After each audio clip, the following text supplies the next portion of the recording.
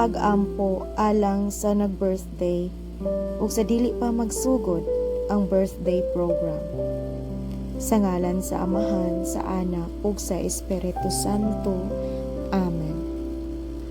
Labing makagagahom nga Amahan, magpapasalamat kami kanimo sa maanindot nga panahon nga imong gihatag kanamo karong adlaw.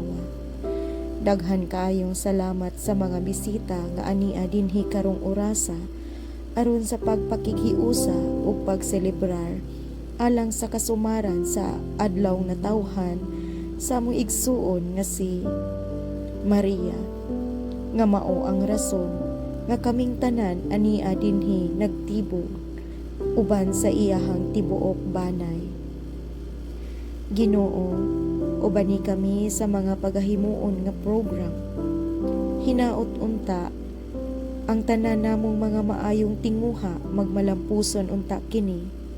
Ubani kami Lord, hangtod nga mahuman kini nga program ug unta kaming tanan malingaw ug malipay kauban ang among birthday celebrant.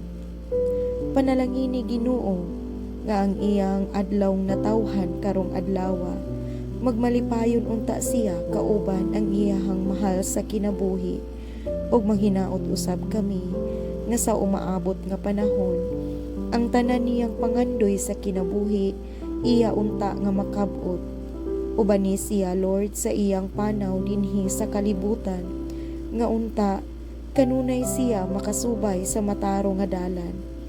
Hatagan mo unta siya ug daghan pang mga katuigan nga moabot sa iyang kinabuhi kauban ang iyahang mahal sa buhay. Kini among gipangayo pinaagi ni Hesukristo among Ginoo. Amen.